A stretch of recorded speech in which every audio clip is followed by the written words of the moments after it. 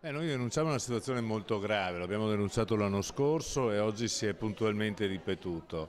I soldi per le imprese, per sostenere le imprese, soldi della Regione, soldi dell'Unione Europea che passano attraverso la Regione, anziché essere erogati alle imprese, vengono dati a Veneto Sviluppo, la quale fa un fondo di rotazione, il quale comincia a fare le gare forse entro l'estate di quest'anno. I soldi che erano pronti l'anno scorso, se va bene, vanno agli enti beneficiari, alle imprese che ne hanno titolo a metà dell'anno prossimo. Questo è inaccettabile.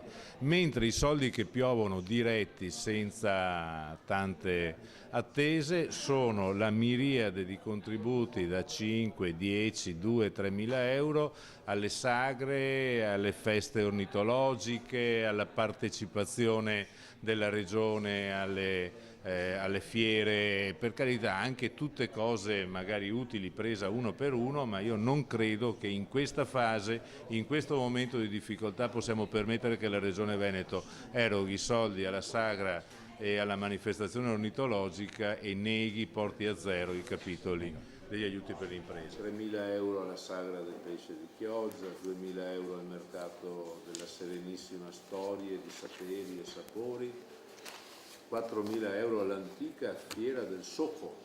La Regione Veneto, come le USL, pagano con 18, 20, 24 mesi.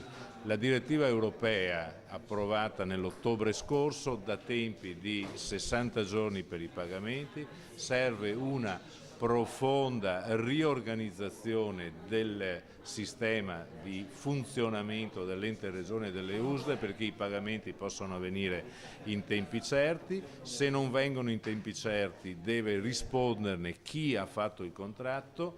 Perché questo avvenga bisogna che il bilancio venga redatto con un criterio diverso. Non un euro può essere impegnato se non è disponibile per essere stanziato.